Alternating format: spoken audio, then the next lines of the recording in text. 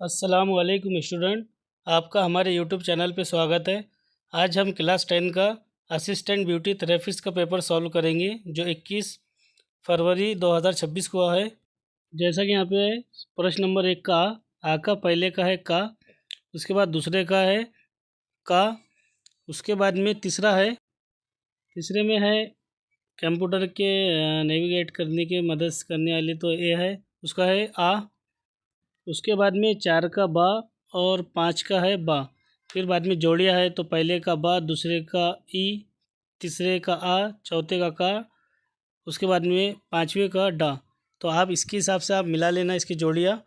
फिर उसके बाद में देखेंगे हम का, जिसमें सही गलत है, तो पहला है गलत सही, फिर गलत गलत सही, इस तरीके से। फिर डा में एक वाक्य में जवाब लिखना है।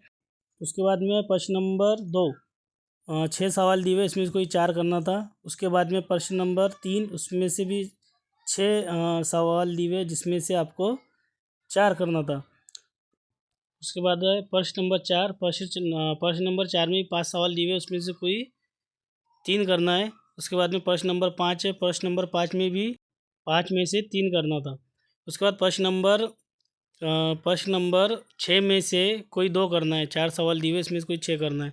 अगर आपको इसका पूरा डिटेल वीडियो चाहिए तो आप कमेंट बॉक्स में कमेंट करना, तो उसके बाद हम इसका वीडियो डालेंगे। आपको ये वीडियो पसंद आया होगा।